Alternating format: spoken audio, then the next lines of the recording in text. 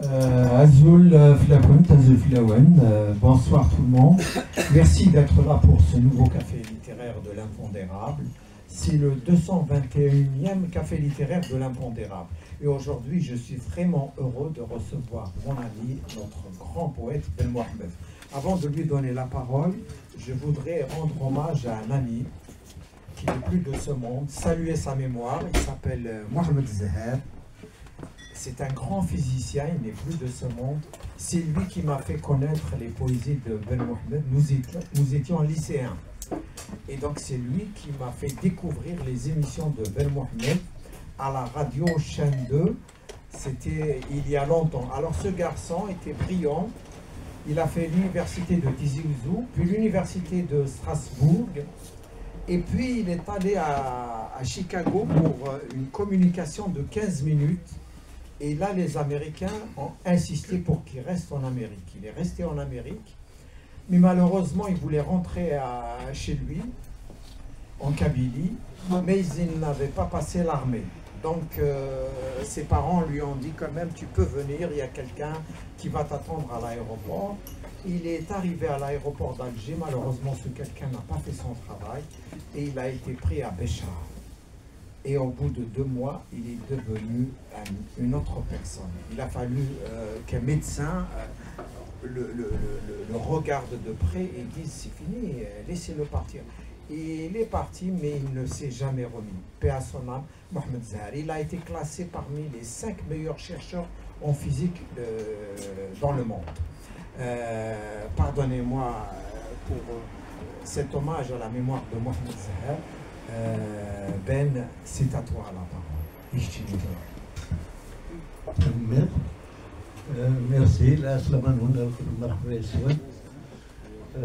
Bienvenue à tous. Merci à Youssef et à l'Impondérable de me donner cette occasion de parler un peu de cette chaîne kabyle qui, finalement, j'ai constaté dans des écrits sur les problèmes identitaires, sur le combat identitaire, n'a pas été souvent cité et n'a pas eu la place qu'elle méritait dans des écrits sur cette période-là. Je parle des périodes fin des années 60, pratiquement jusqu'à 81. Là, je vais témoigner pour la période où j'étais là-bas à la radio. Donc j'ai été depuis 69 jusqu'à 83. 83, là on m'a viré de façon définitive parce que auparavant j'ai eu des émissions chaque fois, mais qui n'ont jamais duré une année. Chaque fois, on me donne une émission, et puis au bout de quelques mois, avant la fin de l'année, on me l'enlève pour des raisons diverses et variées. Par exemple, parce qu'on lisait mon courrier, et je me rappelle une fois, le directeur de la chaîne, quand j'ai été le voir pour lui dire pourquoi il m'a enlevé l'émission, il m'a dit parce qu'on a vu que ton courrier était trop berbériste. J'ai dit mais tu es responsable et tu me dis des choses pareilles, tu me juges sur ce que les auditeurs me disent, pas sur ce que je dis moi. Bon, il dit d'accord, je vais te donner une autre émission. Et chaque fois ça a été comme ça. On m'a enlevé l'émission aussi parce que j'ai été je crois le seul en tout cas le premier, a passé ma daube en direct. Ça n'a pas duré, enfin, je pense que la semaine d'après, on m'a enlevé l'émission. Puis d'autres motifs. Et je vais aller peut-être à la fin pour vous expliquer un petit peu cette situation. C'est qu'une fois que j'ai été viré, bon, peut-être 4 ou 5 ans après, le directeur de la chaîne Kabyle avec lequel j'ai travaillé durant cette période, parce que c'est après son départ que le nouveau directeur, qui a été chef de service de censure, de la censure, à la radio, et puis ils l'ont promu comme directeur de la chaîne. Donc celui-là, il est arrivé, le premier qui l'a viré, ça a été moi. Bon, en me disant, ah oui, présente-moi un autre projet, mais je savais que ça ne marchait plus. Donc c'est celui-là qui m'a viré, mais j'ai rencontré l'ancien directeur qui était en retraite lui-même.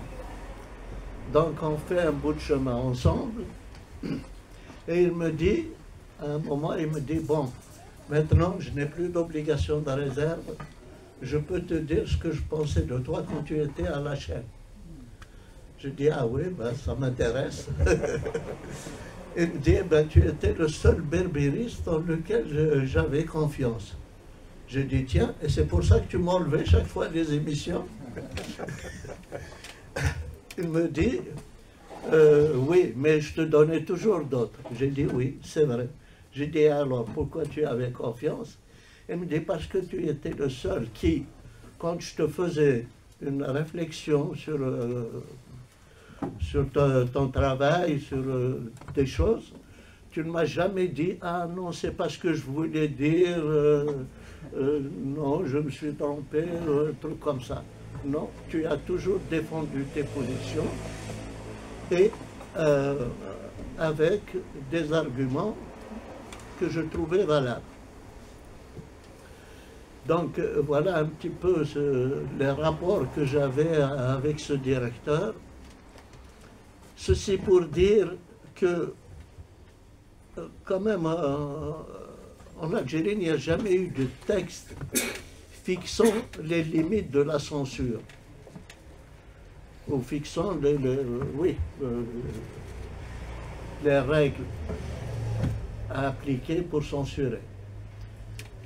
Donc c'est resté toujours dans des positions bizarres où la censure dépendait finalement de la personne qu'on avait en face.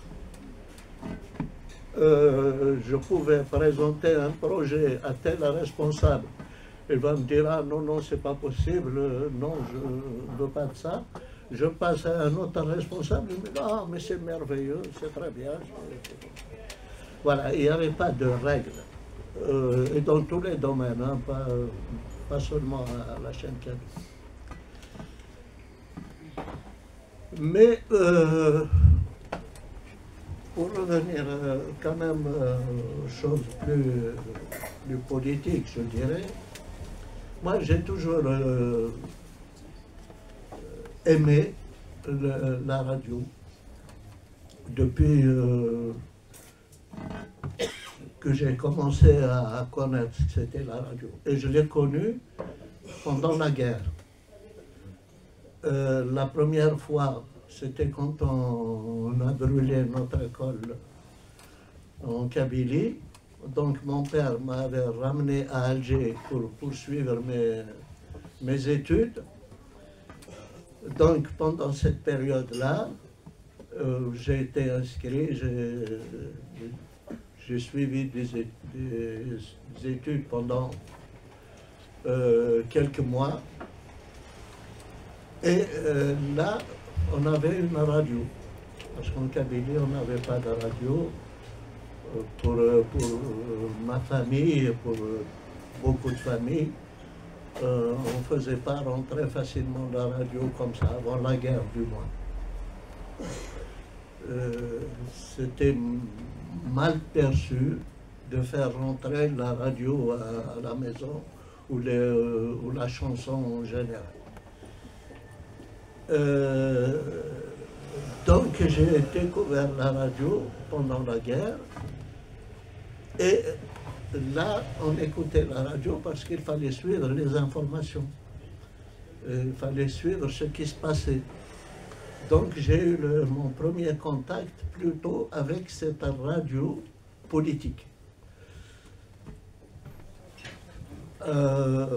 Bien qu'auparavant, j'avais quand même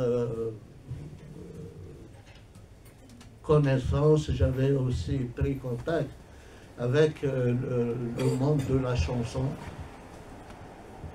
puisque en 1952,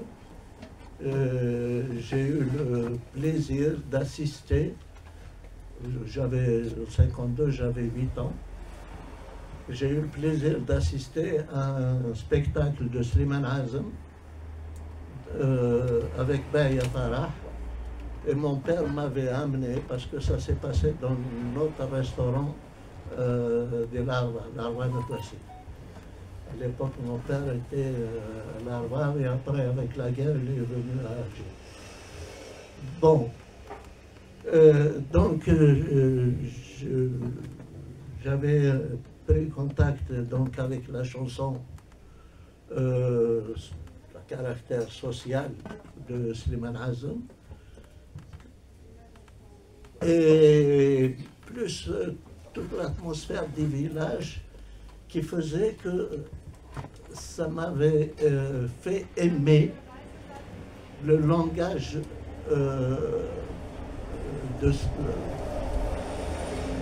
comment dirais-je, la rhétorique de la langue, le langage poétique, le langage métaphorique qui est très développé dans la langue kabyle de nos mères, hein, pas celle de maintenant. Donc je m'étais familiarisé avec tout ça. Et pendant la guerre même, les informations, les émissions, il y avait, on recherchait toujours des choses, des sous-entendus, des informations, les sous-entendus des émissions, des pièces de théâtre, etc. Bon, pour peut-être ne pas être trop long, je vais aller à l'essentiel. Parce que Youssef, il va me dire, attends, on va passer au débat. Non, avant le débat, tu as parlé de Slimane Azem. Alors Ben, comment tu as vécu la censure dont tu as été victime, Slimane Azem? Slimane Azem a été banni des ondes de la chaîne 2. Non, justement. 67, je crois, jusqu'aux événements d'octobre 88, n'est-ce pas? Oui, mais ce qui est intéressant, c'est de savoir déjà le statut de cette radio. Oui, c'est une radio d'État, n'est-ce pas? C'est une radio d'État et c'est une radio,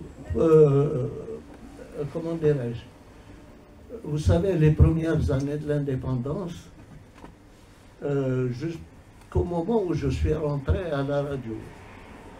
Mais je suis rentré, j'étais un peu plus politisé que, disons, que la moyenne. Parce que je fréquentais les milieux culturels. J'ai toujours cherché à connaître de nouvelles idées. Donc j'assistais à des débats au Mougar, à la Cinémathèque, théâtre amateur, par exemple théâtre et culture. Là, je parle devant un témoin qui a vécu aussi la même époque que moi. C'est Arsène Troff, c'est d'ailleurs à cette période qu'on s'est connus, que j'ai connu Tar Jaoud, etc. Donc, quand je suis rentré à la radio, j'avais déjà quand même des idées politiques. Et pour moi,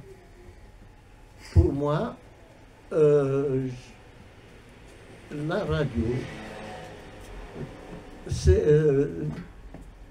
parce que tel que je l'entendais, j'entendais les émissions, je voyais que les animateurs, les émissions, c'était toujours dans le discours, dans la continuité ou dans le développement ou dans les éloges du discours du pouvoir.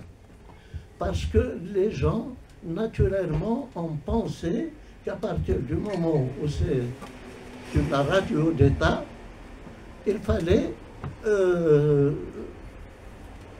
tenir le discours officiel. Et moi, je considérais qu'une radio, elle était faite pour développer la pensée, développer la réflexion,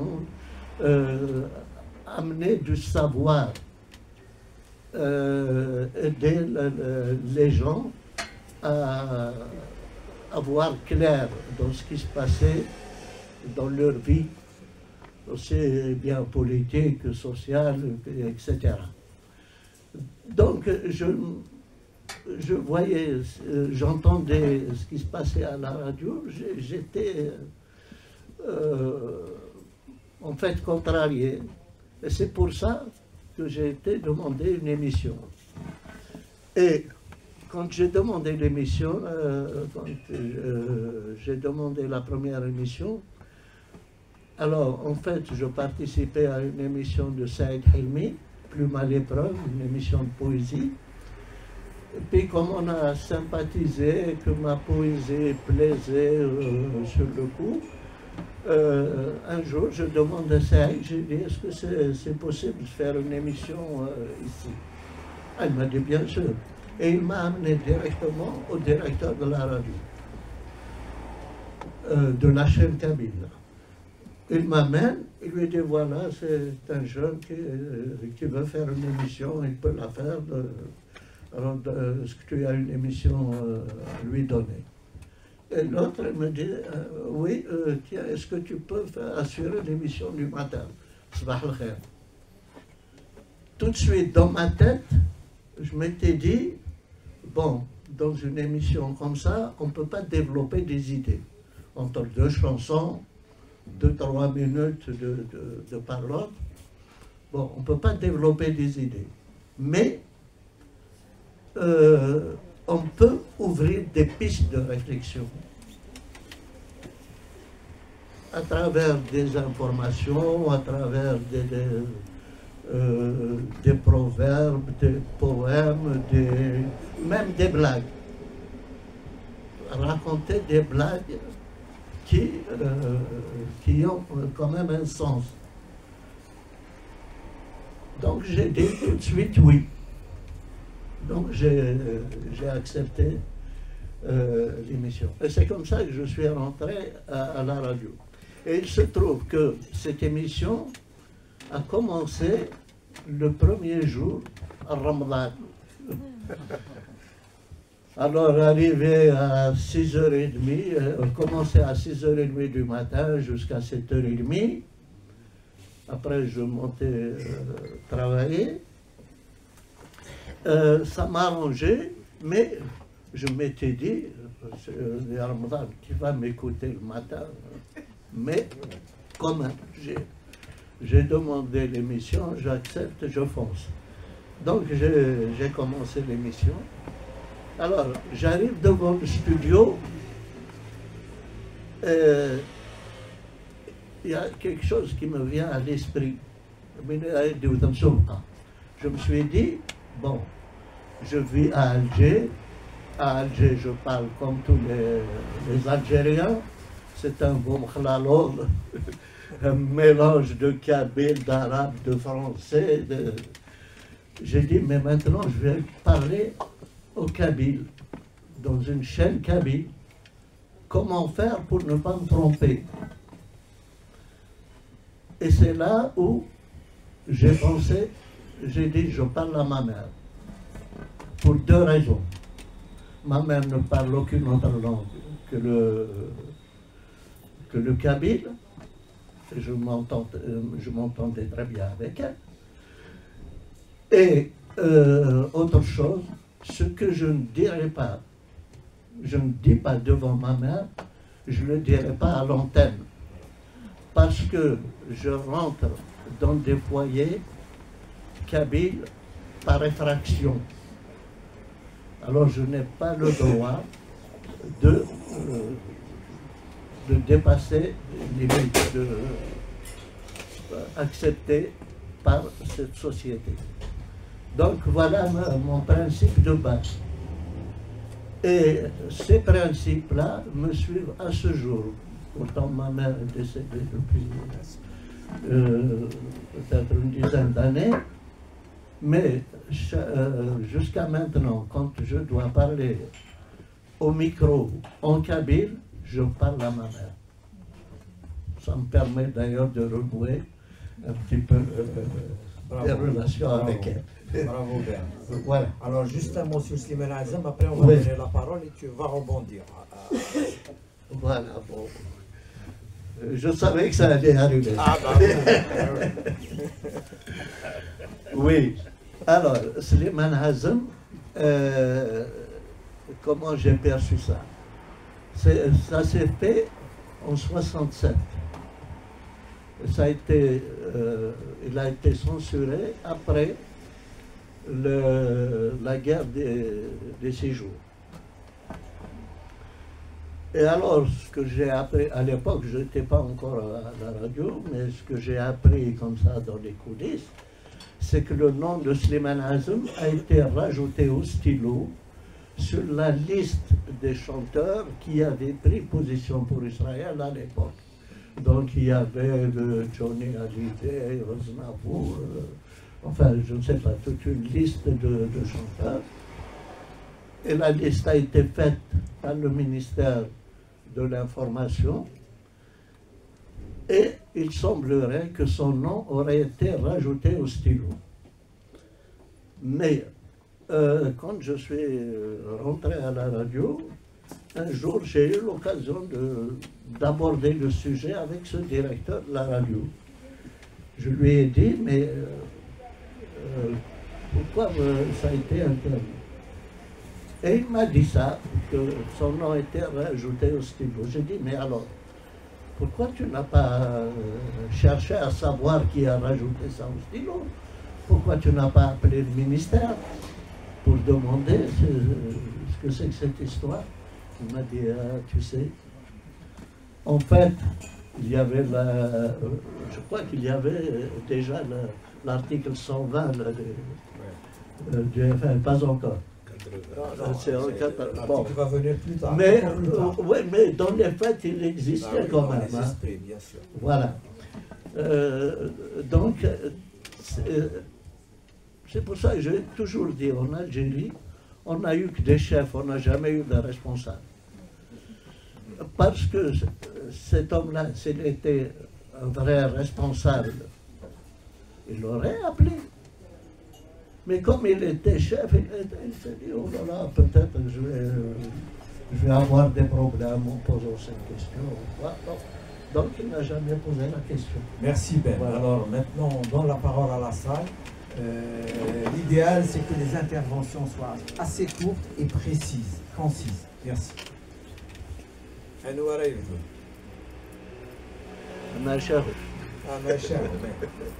Alors, je sais, c'est toujours le premier qui balise un peu le terrain. Brahim. Ben Mohamed Azouflech, on est heureux de t'avoir au Café littéraire de l'Impondérable. C'est pas la première fois et aussi, mais à chaque fois tu es le bienvenu. Et voilà, la question Slimane Azam, tu viens de dire nous manquons de responsables. Ismaël ici, voilà, il aurait pu appeler. Mais en fait, si c'était vraiment un vrai responsable, il appliquait simplement ce que le ministère de l'Information a envoyé et ne pas tenir compte de ce qui était écrit au stylo. Voilà. Ouais. Oui, madame. Madame,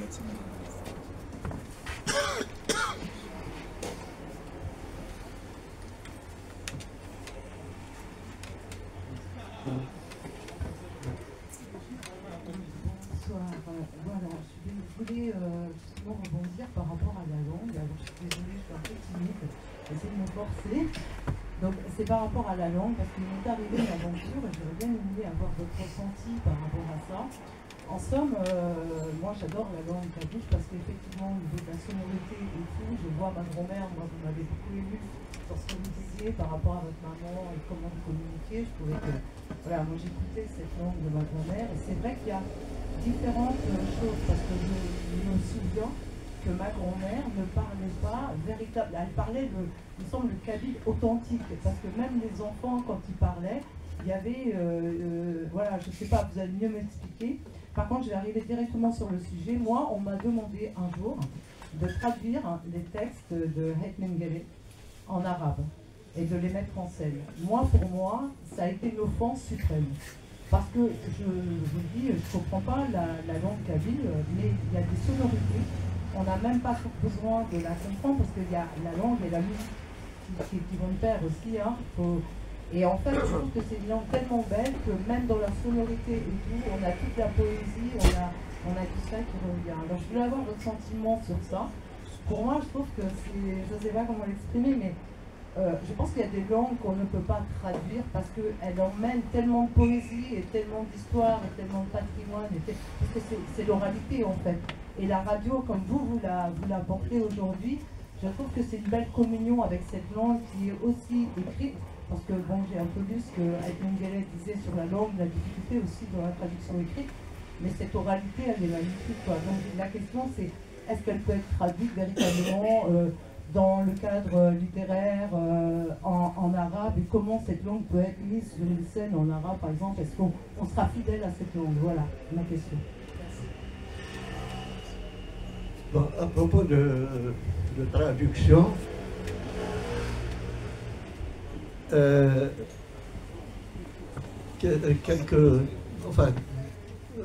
quand Baba Inouba était devenu connu, etc., donc en 75-76, j'ai rencontré quelqu'un que je connaissais comme ça sur scène, mais on se connaissait très peu, en fait. C'était Slimane Bedaïssa, l'homme de théâtre,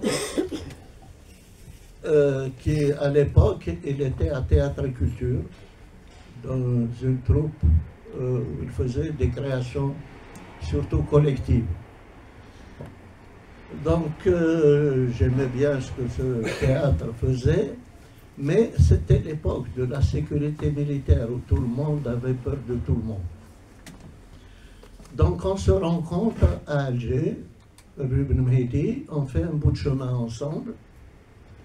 Et puis à un moment, il me pose la question, il me dit, dis-moi Ben, est-ce qu'on peut traduire Baba Inouba en arabe algérien? Bon, je ne savais pas pourquoi il m'avait... Enfin, pas pourquoi, ce qu'il pouvait y avoir derrière cette question. Est-ce qu'il ne travaillait pas pour les services et qu'il voulait me sonder, des trucs comme ça. C'était le moment où, vraiment d'une peur qui touchait un peu partout, quoi, tout le monde. Alors, mais comme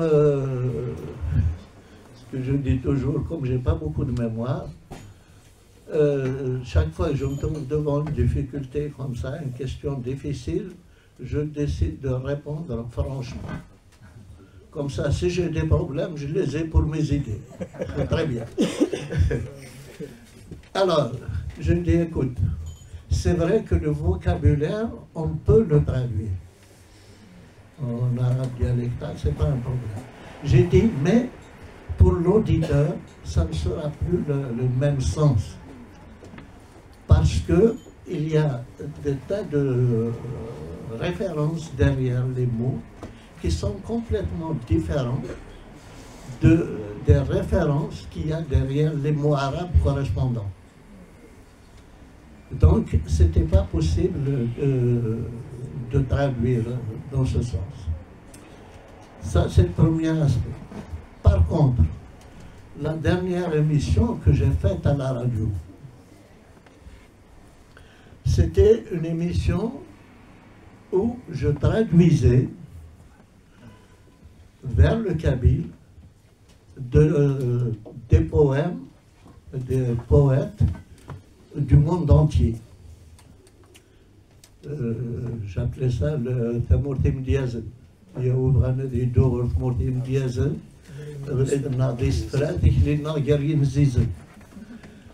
Bon, c'était comme ça, un voyage dans le monde des poètes. Et avec, bien sûr, plusieurs arrière-pensées derrière.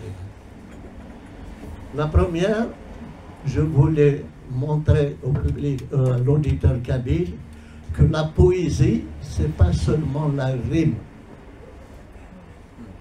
La poésie, c'est avant tout l'enrichissement du mot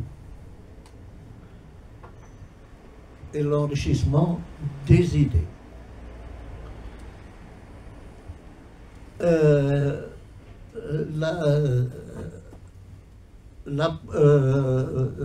L'émission aussi pouvait, enfin pour moi, je voulais montrer que notre langue pouvait aborder des problèmes universels.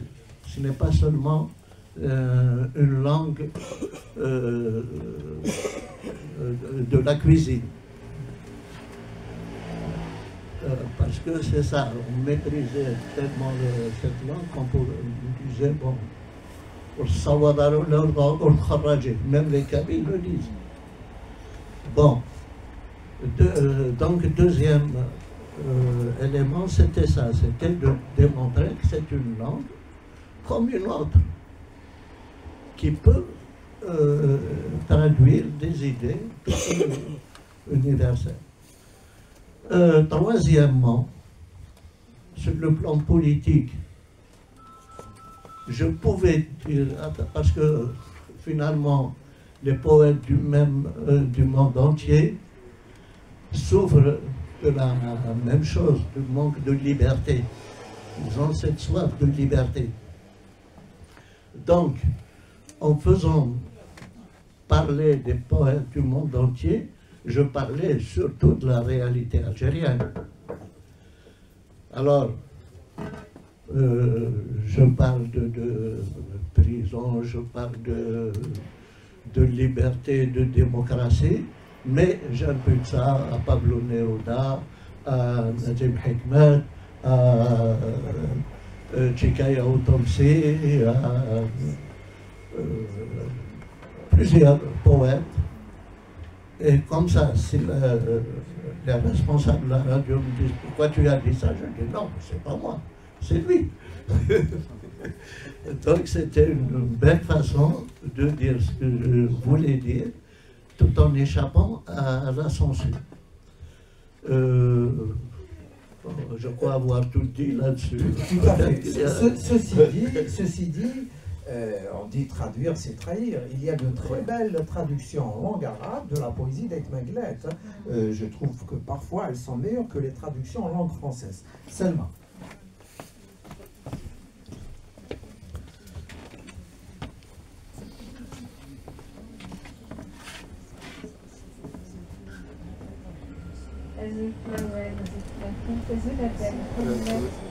Même si l'impondérable ne veut pas contenir tout le parcours, même ne serait-ce que le parcours d'animateur de la radio de la chaîne 2, voilà, j'ai plutôt deux questions à te poser. La première, c'est quand tu étais à la radio, comment tu te définissais à cette époque-là? Est-ce que tu te pensais plutôt que tu te définissais? Comment tu te pensais? Militant, poète, politique ou les trois membres la deuxième question, c'est justement, ça reprend un peu ce que disait la dame par rapport à la traduction. Moi, quand la chanson par exemple de Bébé Nouva a été traduite uniquement dans 17 langues, moi j'ai envie de dire, j'ai vécu une anecdote comme ça où je suis rentrée dans une boutique dans le 11e chez un Indien. avec qui j'ai engagé une conversation et qui m'a parlé de ta chanson de Veve Nuva, sans savoir que je te connaissais, bien évidemment, il ne pouvait pas le savoir, qui m'a dit je ne comprends rien de ce que raconte cette chanson. Il m'a dit mais quand je l'écoute, il y a quelque chose qui se passe en moi.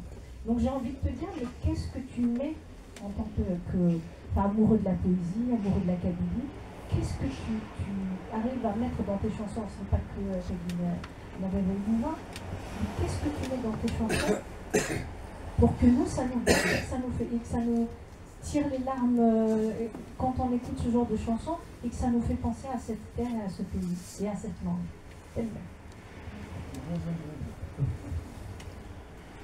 Bon, pour la dernière question, je te dis tout modestement, j'y mets du cœur. Qu'est-ce que tu veux que je dise? La première question, c'est comment je me définissais. Oui. Alors, comme militant, pas du tout, du moins au départ. Parce que, franchement, quand je suis rentré à la radio, les idées qu'on appelle les idées berbéristes, je ne les avais pas. J'étais plutôt de gauche, mais pas la gauche du pouvoir. Parce que en lisant et en écoutant des différents intervenants dans des débats, etc., j'ai vite compris que l'Algérie mettait le clignotant, à l'époque, mettait le clignotant à gauche tout en allant à droite. Donc c'est ce qui m'éloignait de la ligne du pouvoir. Mais en étant de gauche, et c'est sur la base de ces idées de gauche que je défendais mes idées à la radio. Chaque fois que posait des problèmes, je les défendais. Je défendais ma position toujours avec des idées de gauche, puisqu'officiellement l'Algérie était à gauche. Ben il fallait leur faire assumer leur gauchisme. Voilà. Mais, alors, il y a le courrier et le rapport que j'avais établi avec mon auditoire a fait qu'il y a eu, comment dirais-je, c'est-à-dire que le public m'a formé et moi je formais le public. Il y avait une interaction. Je recevais des courriers, vraiment, je me rappelle une fois, j'étais en train d'enregistrer une émission, et puis il y a Mhenna Mahfoufi qui est venu. À l'époque, il était chanteur. À l'époque où il chantait اسمي ساكن va chez toi, etc. C'était sous le nom de Naïtissa Louajmiya. Et il est venu de Paris à Alger. Et il est venu, il m'a demandé au poste de police. On m'a appelé, on m'a dit voilà, il y a Mhenna Mahfoufi qui te demande est-ce qu'on peut le laisser passer. Je dis oui, parce qu'on se connaissait déjà auparavant, on s'était vu. Il est rentré, mais comme j'étais au téléphone, c'était une émission que je faisais par téléphone. Dans la journée, je discutais avec des gens qui m'appelaient. je les enregistrais, et puis dans un deuxième temps, je faisais le montage. Bon, il faut que je précise que j'ai essayé de faire parler les gens de leurs préoccupations, soit familiales, soit professionnelles, soit culturelles, n'importe. L'essentiel, c'est de trouver un sujet qui les accroche pour pouvoir en discuter. Et après, je fais le montage et comme je connaissais un peu toutes les chansons à l'époque, parfois je prenais des extraits de chansons pour me remplacer et poser à ma place la question, et parfois pour donner la réponse à l'auditeur sur tel ou tel thème. Donc c'était le travail. Bon, donc Mhanna arrive, je l'ai mis dans un coin, je lui ai donné une chaise, mais pour qu'il ne s'ennuie pas, je lui ai donné un paquet de courrier. Je lui ai dit, tiens, regarde un peu ce que pensent les auditeurs en ce moment. Et puis, il était en train de lire. À un moment, j'entends, je regarde comme ça, discrètement, je le vois en train de pleurer. Bon, j'ai vu la lettre qu'il lisait. C'était une lettre qui avait une quinzaine de feuilles. Vraiment, hein, c'était un ouvrage. Et puis bon, quand j'ai terminé les enregistrements, j'ai dit on va prendre un café à la cantine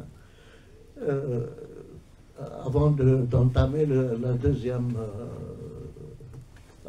manche de mon travail. On est allé prendre, et puis je lui ai posé la question. J'ai dit, tiens, j'ai vu qu'il y a une lettre qui t'a ému, c'est quoi?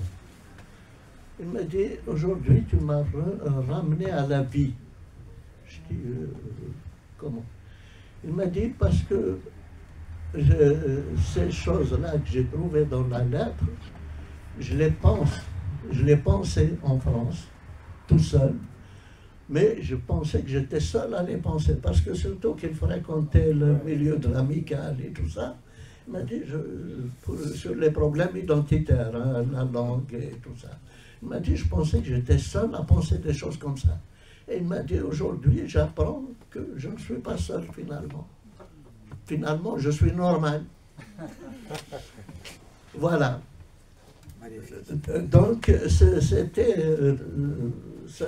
c'est tout ça qui a fait que j'avais pris conscience des problèmes identitaires. Évidemment, après, je fréquentais les cours d'El Mouloud, j'ai fréquenté les étudiants de Ben Aknoun qui étaient politisés. Mais par exemple, certains, comme Saïd Sadi,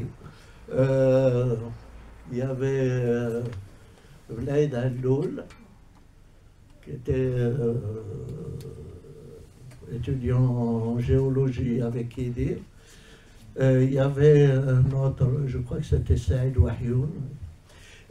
Tous les trois, ils travaillaient, bon, parce que c'était des familles pas très aisées, donc il y avait besoin de travailler pour gagner un peu d'argent. Donc ils travaillaient pour le cachet dans une émission de Mhidina Manglan, Coutume et Tradition. Mais eux-mêmes, ils rigolaient de ça. D'ailleurs, ils appelaient l'émission Costume et Contradiction. Et parce que l'émission consistait à traduire,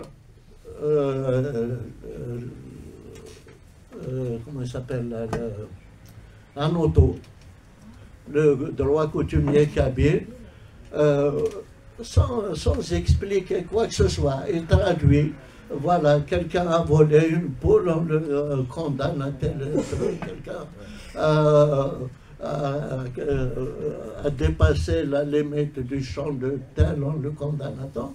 Mais c'est bien de s'intéresser à ces choses, mais il faut les expliquer, il faut les restituer dans l'histoire, il faut voir ce qui était positif et ce qui était négatif dans la chose. Mais si tu racontes ça comme ça n'avait aucun sens. Donc, voilà ce qui se faisait un petit peu de berbériste de la chaîne auparavant. Mais progressivement, après, on a commencé à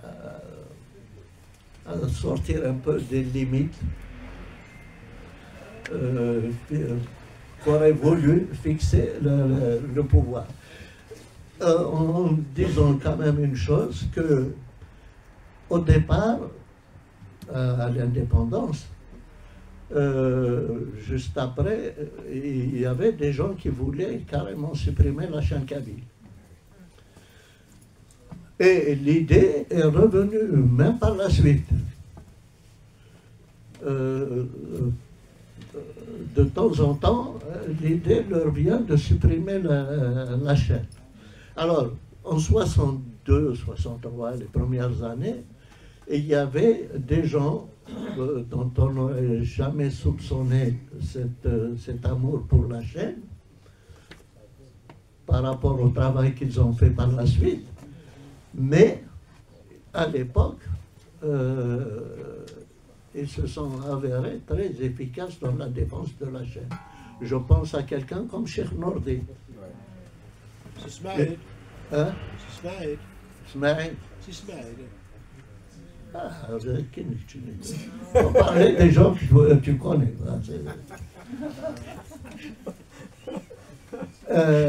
Il y avait Mohamed Hilmi.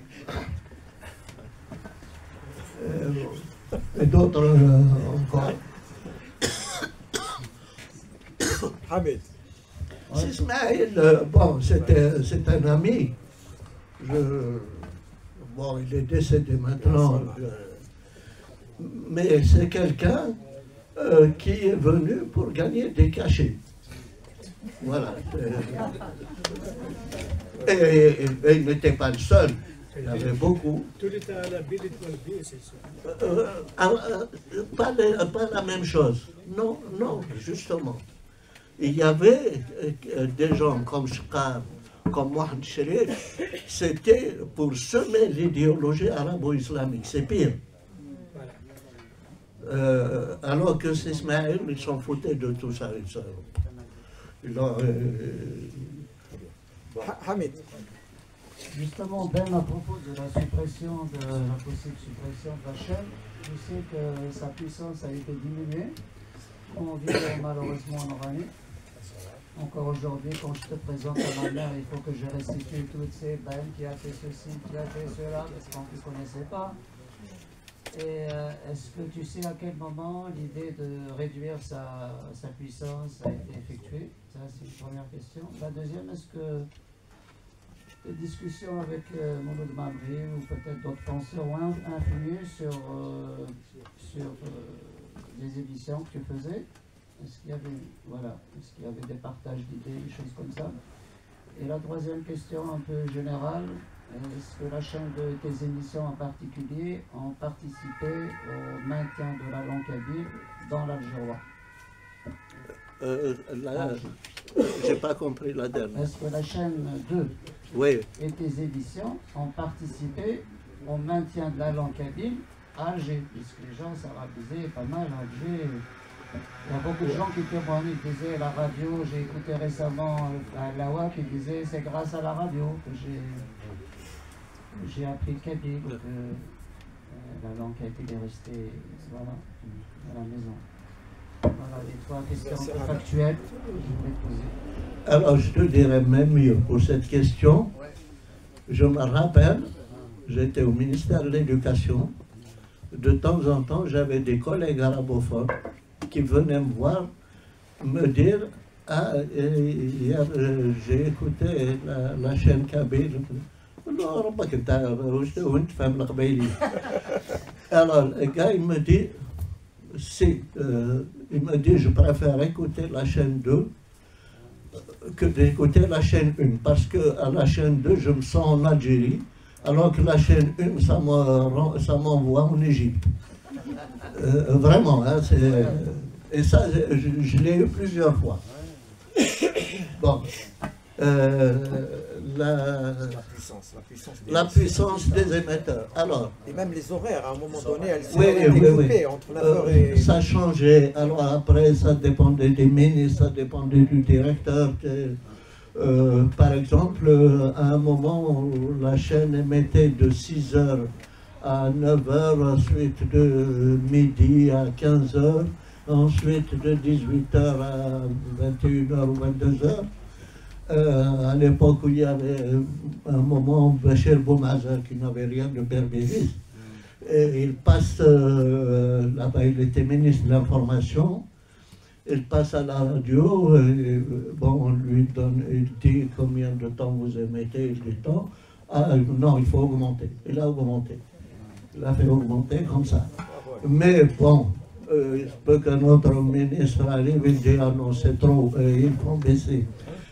Là, il jouait au yo-yo avec ça. Pour la réduction des émetteurs, ça s'est fait de façon, j'ai l'impression, vicieuse, parce qu'il ne supprimait pas les émetteurs. Mais quand un émetteur tombait en panne, ils évitaient de trouver un technicien pour aller réparer. Alors, quand il y avait une pression, qu'il y avait beaucoup d'éditeurs qui écrivaient, bon, ils le faisaient réparer, mais ça durait un temps, après ça tombait. Bon, mais ça fait partie de leur stratégie de réduire l'influence de la radio, mais en la réduisant. Finalement, pour le public, ça, comment dirais-je, Il se passionnait plus. Il se passionnait plus pour cette radio. Je me rappelle un moment où ils avaient carrément annoncé, c'était la Commission nationale d'arabétisation, qui s'était réunie en 1977. Et puis, ils ont publié un article dans la presse, enfin un communiqué de presse, dans lequel ils préconisaient, demandaient à ce que la chaîne arabe devienne culturelle, la chaîne kabyle devienne chaîne populaire, la chaîne française chaîne internationale. Bon, je me rappelle, ce jour-là, j'ai été justement à la radio pour faire signer mes textes. Parce qu'il fallait toujours présenter des textes pour passer à l'antenne. Bon. J'ai été pour faire signer mes textes. Et il y avait le directeur et puis quelques toiles B. Bon, je tairai les noms, c'est pas important. Ils étaient un groupe de comment dirais-je, de gens qui avaient du poids au niveau de la chaîne 2. Ils étaient réunis, moi je passe, sa porte était ouverte, alors que j'allais chez son adjoint pour faire signer le texte. Il me voit, ah ben tiens, tu tombes bien, viens. Je vais, alors je salue tout le monde, puisque je connaissais tout le monde et tout. Et puis le directeur me dit, Ben, est-ce que tu as lu le Moudjahid aujourd'hui? J'ai dit oui. Il m'a dit, tu as vu le communiqué de la commission? J'ai dit oui. Il m'a dit, alors qu'est-ce que tu penses? Ah, j'ai dit, moi je suis content. Ils se sont tous regardés comment moi content, parce qu'ils connaissaient mes idées. je ne les ai jamais cachés. Il me dit, comment ça tu... J'ai dit, ben, il veut faire de notre chaîne une chaîne populaire. J'ai dit, c'est très bien. J'ai dit, déjà, il y a deux conséquences immédiates. C'est que vous serez obligé d'augmenter le volume horaire de la chaîne et vous serez obligé d'augmenter la puissance des émetteurs pour qu'elle touche toute l'Algérie. Et ensuite, on aura du Chaoué, on aura du Touareg, du Mozambique. Et puis, ils étaient unanimes. Ah non, c'est pas ça. Je dis quoi? C'est la langue populaire, non? Et alors, il y a l'un d'eux, le plus intelligent, qui me dit, déjà avec le Kabyle, il y a tellement de problèmes, toi tu veux nous rajouter les Chaouia et tout ça. Voilà un petit peu le... Majid. Hein? Il n'a pas répondu à l'une des questions. Ah, c'était C'est par rapport important. à Là, Mamri. j'ai pas- Je pensais Ah oui, Mamri. tu aurais inclus sur ta- Oui, sur tes ouais. émissions. Il faut me le rappeler parce que surtout vous connaissez ma tête. Oui, Mamri, si. Alors, si je le voyais souvent, on discutait des choses. Et alors, ce que j'avais beaucoup utilisé, c'était les cours de berbère. Quand il nous parlait des choses comme ça, par exemple, quand il nous parle de Cheikh Mohamed Hossein, quand il nous parle des autres poètes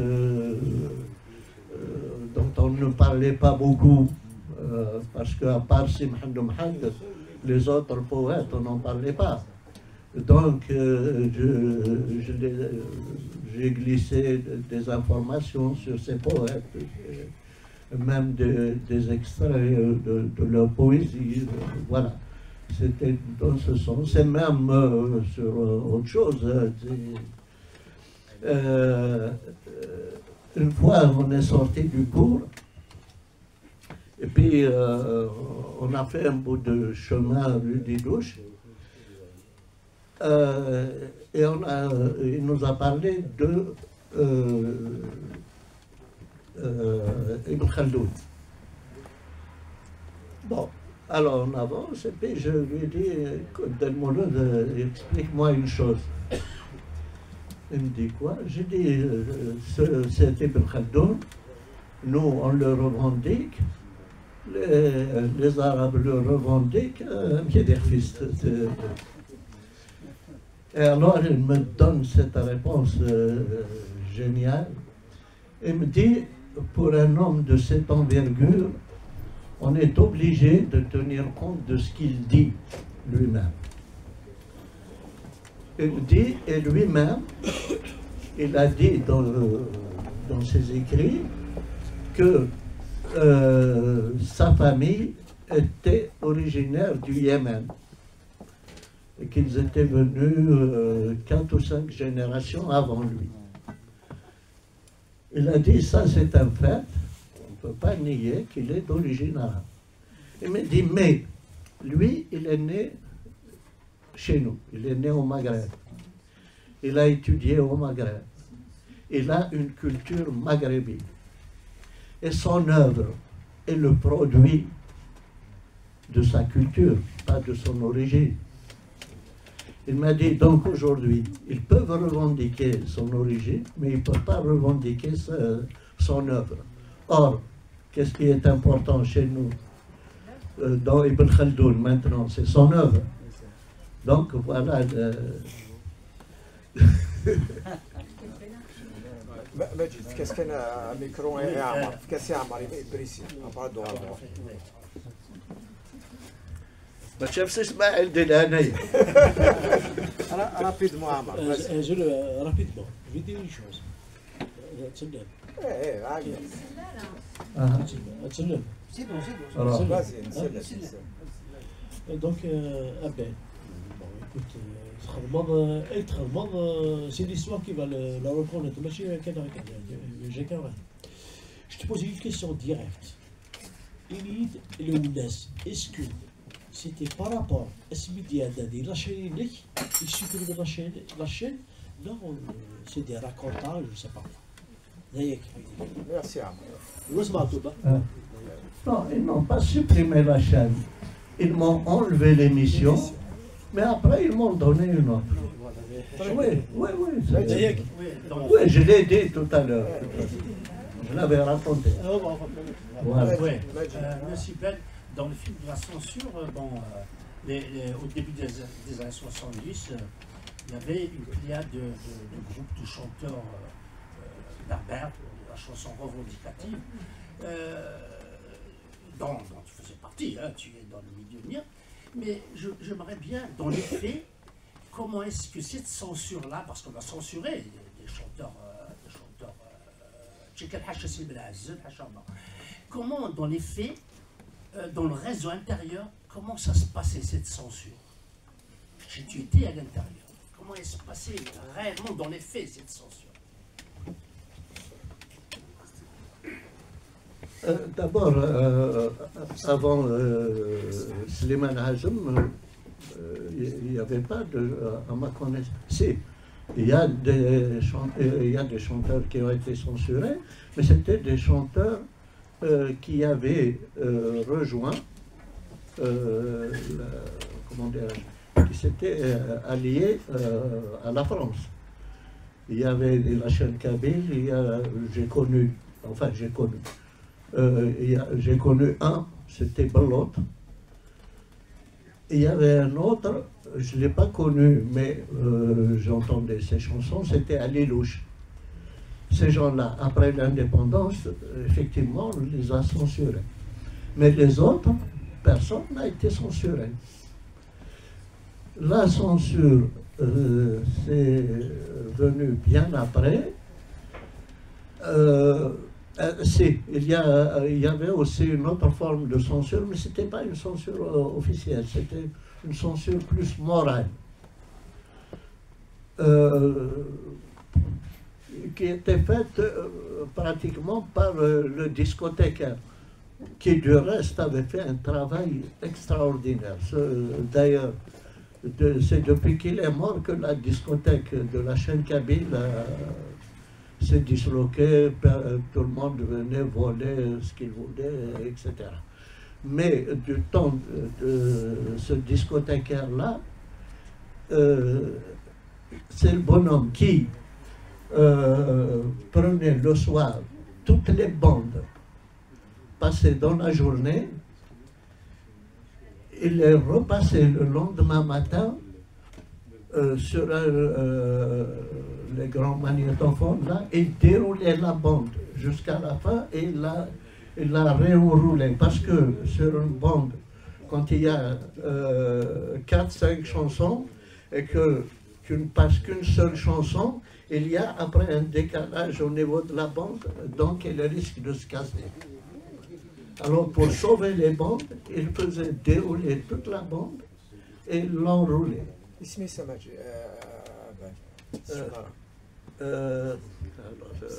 Bon, ça va me revenir. Yahyaoui. Non, non, Yahyaoui.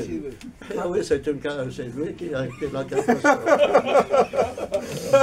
Hamid, vas-y Hamid, on va prendre deux questions et puis on arrête. Hamid. الزلبان نكشفي تبع راديو ولا شادو ولا كذا شوارع 16 17 ساعة قسم اللي تفر تبديك يوم ورا يدون ديال زلبان اللي ناخذ السفرة كيكلينا ديال نزيزي شويه خلاص مليح ديال السوايع ثاني دايرو زي عاشوها تروح لقبايليت تعرف تروح ربي تقبايليت تروح شويه مرات كاين تروح قبايليت خلنا تروح راديو نقارن تروح قبايليت سلي غيوث ليميسيون السوايع اللي مزيه صار راديو بالبلات بلاستيك تنتطف يدار نوردين تحمود هذه غيكريت يون شوال ديال دولتني نظم رضا بنصلير نوردين تحمودها وي يكريت شوال في دولتني خاطر السوايع تنيا يا ما هي اللي كتشوف الشوال عينو بغينا لها قرض ما دوغر ديال دولتني قرض قلع موالد نغرانا شوف الناس هو النبي فايض نبدا بلا سونسور دولي شوف ايت مسلاني اللي تي سونسوري Mais oui, là, c'est après. Non, c'est pas dans les années 60, il n'existait pas. Oui, mais pas des années 60. J'ai parlé des années 60. الحاجه ايضا بن محمد تصيك خدم ديت مدياس الراديو اشوار بن محمد ودي خدمه امودي سفراينس كويك خدم اتص اسفروينس انسن ديت زلاتين وتصل السينارا تصيك فرن ديت مدياس بن محمد الى تعلم العراق كذا من منطقه العيد وكنا داروا امودي سفرا وغادي غنحكوا ذاك اللي غادي كتحكي ضربه من الكتابين مزلاقي لا شندو البقره كويلا داخل دوينا في ساعتين قبيل راديو ياكيني ياكيني هو يلي تبغوص الكوراج نحن بزاف ندير راديو في قبيل وثاني. Oui, alors moi j'ai deux questions à poser. La première c'est est-ce que tes émissions se faisaient en direct? C'est-à-dire, est-ce qu'il y a, tu soumettais des textes, mais il y a toute la partie directe qui n'était pas, si j'ose dire, contrôlable? Ça, c'est la première chose. Et la deuxième chose, qu'est-ce que tu peux nous dire selon les périodes? Tu vois, par exemple, est-ce que le climat a changé à la chaîne 2 après 80? Les différentes phases pendant la période de ce fameux débat sur la charte nationale, etc. Est-ce qu'il y avait quelque chose de différent, etc. Enfin, en tout cas, pour ce qui te concerne, pour tes émissions.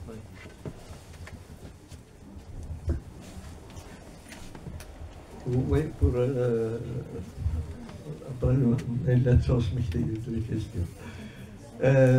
pour ta question, c'est vrai que c'est quelque chose que j'ai en tête.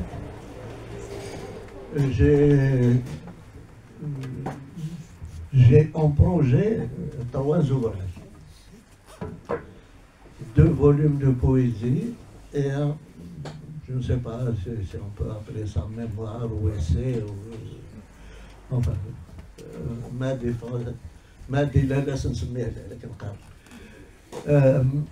mais bon, le premier projet qui est sur, par exemple, ma carrière, en fait, c'est parti d'un ouvrage collectif qu'on avait fait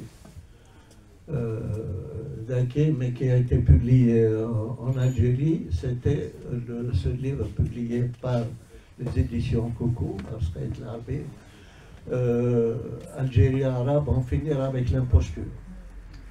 Dans cet ouvrage, j'ai contribué par un texte où je parle de ma prise de conscience identitaire.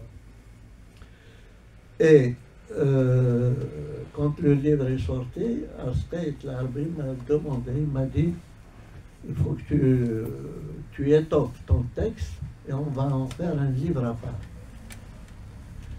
Effectivement, depuis, comme j'ai pas beaucoup de mémoire, donc chaque fois que me revient quelque chose, je prends note. Et j'ai pris suffisamment de notes pour commencer à écrire. J'ai commencé d'ailleurs à rédiger. Mais avec les histoires d'incendie de Kabylie, ça m'a bloqué. J'attends maintenant que ça se débloque dans ma tête. Mais j'ai le matériau nécessaire pour pouvoir écrire ça. Et j'avais aussi, j'ai toujours un projet de 2 recueils de poésie. Un consacré au texte chanté, tout ce qui a été chanté par différents chanteurs, comme beaucoup de gens ne le savent pas, mais parce que les chanteurs ne le disent pas toujours. Donc, je vais publier ça, d'une part, et d'autre part, un recueil de textes sur les problèmes politiques, l'identité, etc., que je destine essentiellement, aussi bien pour la langue que pour le contenu que pour la forme, aux étudiants universitaires pour la langue. J'ai même envie, peut-être, que ces poèmes-là, je les enregistre moi-même sur un CD. Pour les problèmes de prononciation, les problèmes parce que je vois actuellement le berbère qu'on enseigne à l'université, ça fait fuir les cabines de ce berbère-là. Au lieu de faire aimer notre langue à ces enfants, on leur fait détester, on leur fait presque rejeter. Donc je me suis dit, bon, en écrivant, en s'adressant à ces étudiants, peut-être que ça peut leur donner des idées sur la manière de transcrire et sur la manière même de prononcer, de dire notre langue. Voilà. Alors, il te disait, est-ce que les émissions étaient en direct? Et puis Oui. les différentes périodes de la radio vis-à-vis de la censure, etc. J'ai essentiellement fait des émissions en direct. J'ai fait très peu d'émissions en différé. Alors,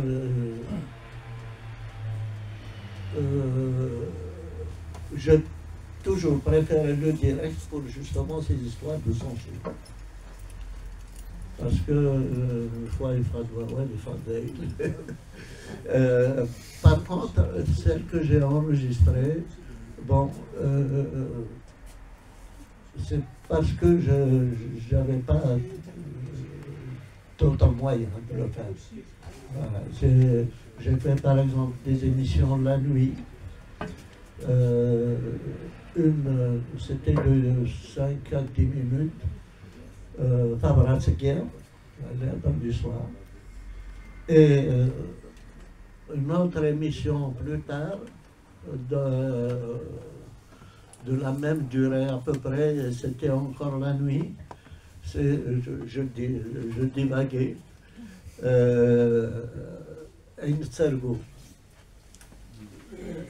Sergo, et là, alors il fallait que je prépare mes textes pendant le week-end, 5 textes, parce que c'était des émissions quotidiennes. Ensuite, je les amenais pour les faire signer, mais bon, les signer, il n'y a pas de... on ne m'a jamais rejeté un texte, parce que j'évitais de mettre des choses rejetables.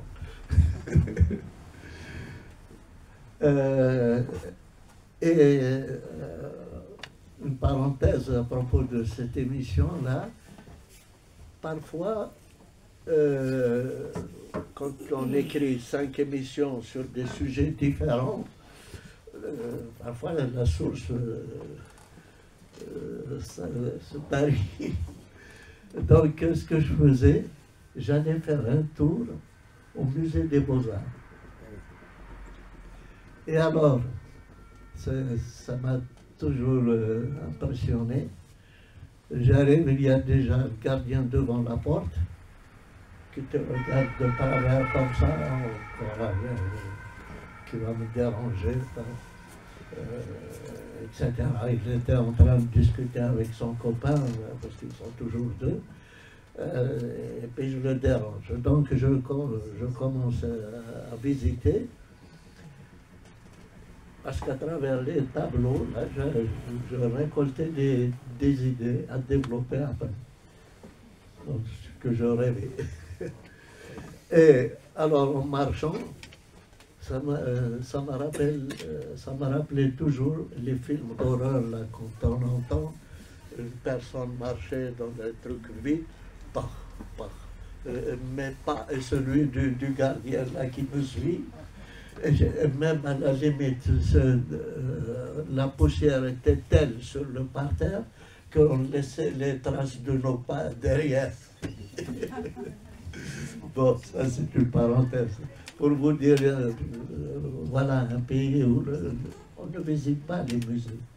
Chaque fois que j'ai rencontré des gens au musée, c'était soit des étrangers, soit des artistes algériens qui venaient à la recherche d'inspiration.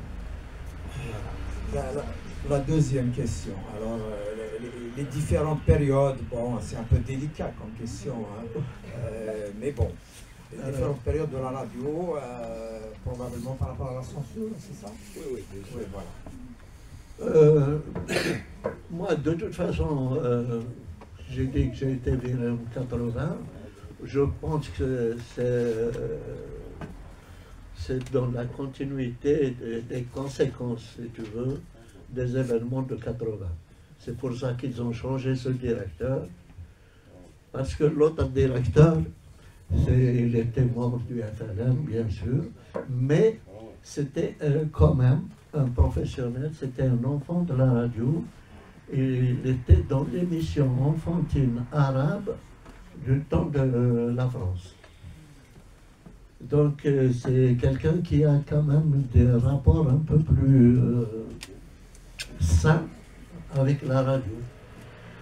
Tandis que celui qu'ils ont ramené à sa place, c'est un ancien, enfin il disait Moudjahid, mais les vrais Moudjahidines sont morts. En tout cas, c'est pas celui-là qui était Moudjahid. Même s'il a été Moudjahid, il a dû prendre le maquis juste pour prendre la place du colon après. Voilà. En tant qu'ancien Moudjahid, arabisant, je vais vous raconter cette histoire parce qu'elle est à propos de ce directeur. Quand il a été nommé directeur, évidemment, il a viré tous ceux qu'il considérait comme berbéristes. Et puis, il voulait développer le truc religieux, arabo-islamique à fond. Et puis, il y a toujours des brosseurs parmi les gens qui travaillent là-bas. Et quand ils ont vu cette orientation, ils sont allés le voir, lui ont dit « Cheikh, il faudra que on a un grand chanteur qui fait du medh en kabyle, de chants religieux, c'est un maître, etc. Et il faudra que tu l'appelles et que tu enregistres toute son œuvre pour la passer, pour la faire connaître et tout. C'est qui? C'est Mqranagawa. Bon, alors vous me l'appelez. Mqranagawa, à l'époque, il était directeur d'hôtel touristique à Bjaya. Bon, ils l'ont appelé, il arrive. Lui, c'est un bel homme, bien imposant et tout ça. Il arrive avec sa serviette. C'est un roche, c'est un raguerjou. Et il arrive, il avait surtout une tête pleine. Il arrive au secrétariat, bon, il s'annonce, voilà, vous m'avez demandé, oui, c'est qui? C'est Mqranagawa. Ah oui, Laurent chez le directeur, il y a M. Mqranagawa qui est là. Ah oui, alors il se lève, il vient l'accueillir. Marhaba bik, je lui parle en arabe, bien sûr, et tout. Mqranagawa s'assoit, et l'autre, avant qu'il s'assoie, il lui dit صح يا شيخ نقول لك صح أنا في حاجة الفن هذايا أنا حمار. Lui dit le directeur. Mqranagawa prend son cartable et il sort. Je dis شيخ où vas-tu là? الناس ما جيت من بجاية حتى لهنا باش نهضر مع حمار. Merci de raconter cette anecdote. Merci, à la semaine prochaine. Merci. Désolé.